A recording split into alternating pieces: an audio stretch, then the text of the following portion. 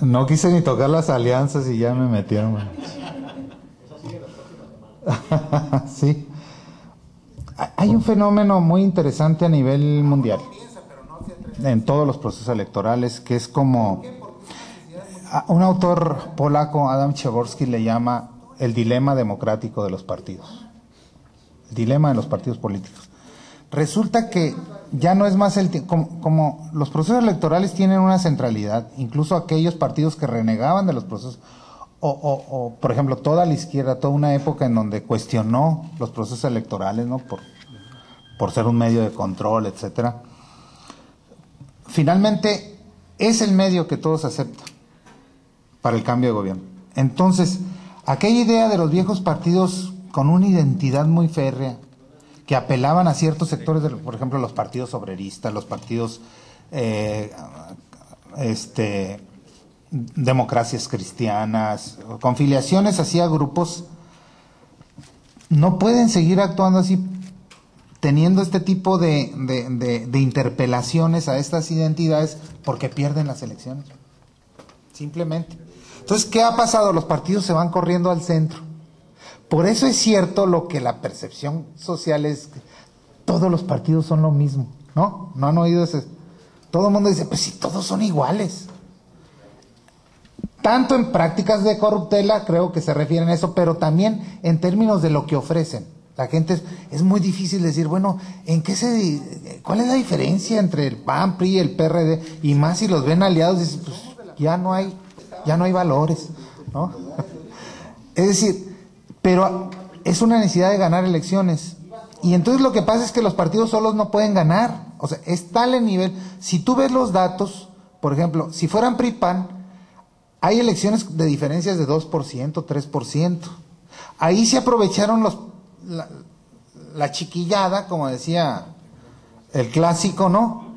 Decía, te vendo mi parte, ¿no? Te vendo mi 7%, y luego otros lo inflaban, decía, yo traigo como 10%. Y así negociaban. El partido, cuando veías los resultados de elecciones tan cercanas, decían, pues ni modo, mano, me tengo que arriesgar con estos canijos. Y entonces se aliaban. Ese es el problema. Son alianzas muy electoreras, ¿no? Que explican, por ejemplo, cómo van a ir PAN y PRD, después de lo que pasó en 2012, ¿no? Además, ¿no? De la campaña de Andrés Manuel, se alían, tú dices, esto no tiene mucho sentido. O sea, ¿cómo lo explicas? Lo explicas simplemente por la lucha por el poder, por ganar una elección. O sea, no hay otra. ¿Qué otra explicación puede haber? O sea, no. Por más de que alguien que no pueden coincidir los principios de dos partidos tan distantes ideológicamente, o que deberían de ser. ¿Pero qué hacer como ciudadanos? Vamos a empezar que siempre sea así. No, bueno, ahí lo interesante es castigar con el voto lo que se considere que debe de castigarse, ¿no? Habrá quien está de acuerdo, porque si es la única forma de ganar, pues ni modo, nos aguantamos, ¿no? Y vámonos. Pero más que yo valorarlo, es trato de entenderlo. ¿Por qué? Por una cuestión de votos, simplemente de aritmética de votos. Ahora, ¿qué logramos a nivel federal que no logramos a nivel local, que no esté en la ley electoral? La forma de contar los votos, fíjense, eso es bien importante para no estimular este tipo de negociaciones. ¿Qué hicimos en la boleta nacional? Aunque fueran en alianza, sus logos separados, ¿no? Aunque el PRI y el Verde fueran juntos, es PRI y Verde, no es una alianza. Entonces llegan los votos, y aunque vayas en alianza, si no obtienes el 2% a nivel federal que requieres para conservar el registro, lo puedes perder, aunque tu alianza gane. Pero aquí no. Sí, se cuenta, y en el convenio de la alianza dice, a ti te voy a dar 5%. Y como el umbral para perder el registro es 2.5% aquí, pues le vendes el 5% o el 3% y lo conservas. Creo que eso se tiene que transformar en ley para al menos no estimular alianzas electoreras totalmente. Pero no se resolvió tampoco en la ley local. Es uno de los temas pendientes de la reforma electoral local. Votos caros, muy caros. Muy caros. Pero es la democracia que tenemos. Miren, ¿por qué son caros los votos? Por el sistema de financiamiento de partidos. Me ponen el ejemplo de Estados Unidos, pues sí, allá es privado, ¿eh? Y juntan lo que pueden, vean los récords de recaudación a través de redes de Barack Obama en la primera elección, o sea.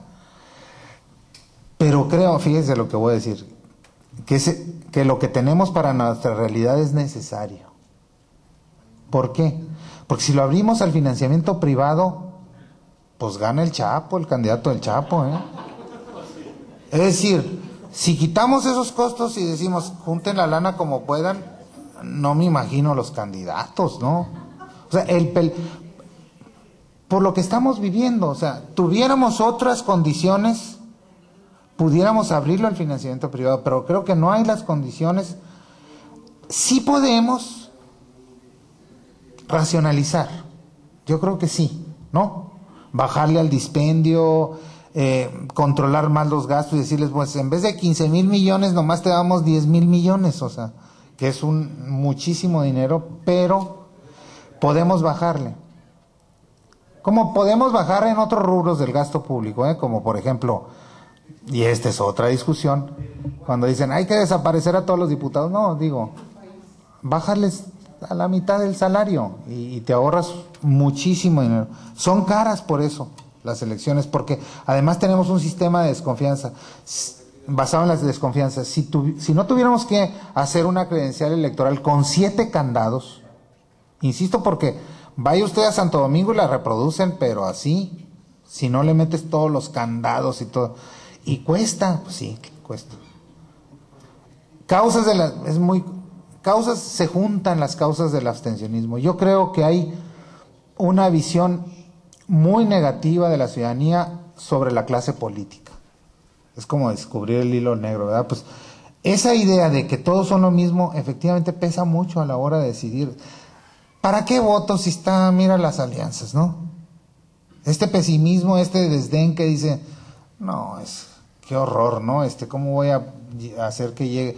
No hay ni a quién irle, ¿no? Dice la gente, todos son iguales. En los pocos estudios que hay sobre abstencionismo hemos encontrado que efectivamente uno de los factores más fuertes es esta visión negativa de los partidos, de la clase política, de los funcionarios, que pesa mucho. Y hay otros factores también hay una clase, fíjese usted, que me parece además totalmente legítimo, que ha decidido otro sector de la población no votar. Yo ya no voy a votar nunca más, por lo que haya sido. Hay unos que van y vienen, pero uno encuentra abstencionistas reincidentes, que nunca votan.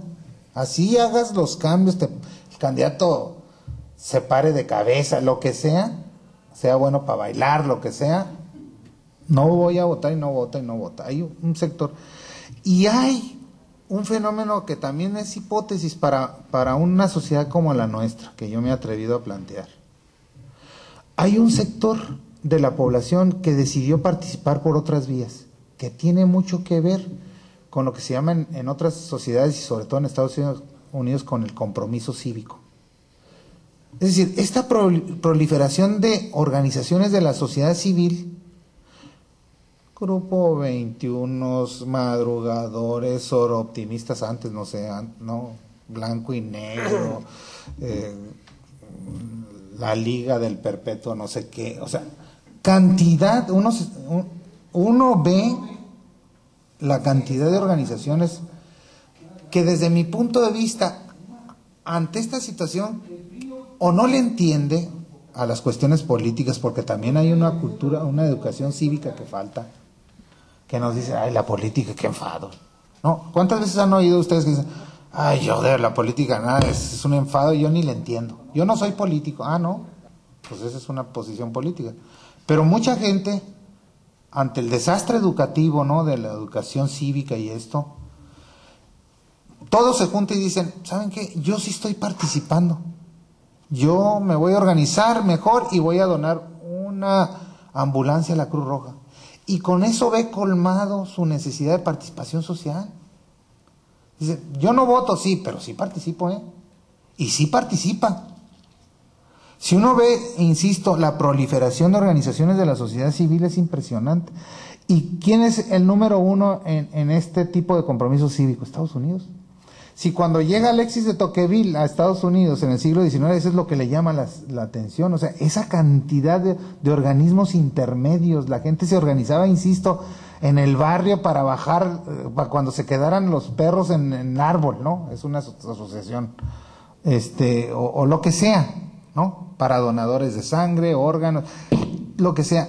Estados Unidos es el ejemplo típico de estas redes de interacción social. Algo se nos debe de haber pegado aquí con la vecindad, ¿eh? Yo veo mucho esta proliferación de organismos intermedios en donde la gente se reúne, hace cosas, hace altruismo, etcétera, etcétera. Mi hipótesis es que muchos de ellos dicen, yo sí participo, ¿eh? Y como aquello de la política es un espacio oscuro, pues ¿para qué voto? Muchos políticos cuando son candidatos andan de simpáticos y muy humildes. Pero nomás llegan al gobierno y se creen superiores, presumiendo sus logros, olvidando que fue la gente la que los contrató con su voto. Aquí, en el gobierno del estado, no se nos olvida que ustedes nos pagan. Gracias. Así que atender a más de 1 millón de personas en el Seguro Popular, construir 4 hospitales y dar 110,000 apoyos económicos a adultos mayores es lo menos que podemos hacer para corresponder a su confianza. Abra sus ojos. Todos los gobiernos existimos para usted. Gobierno del Estado de Baja California.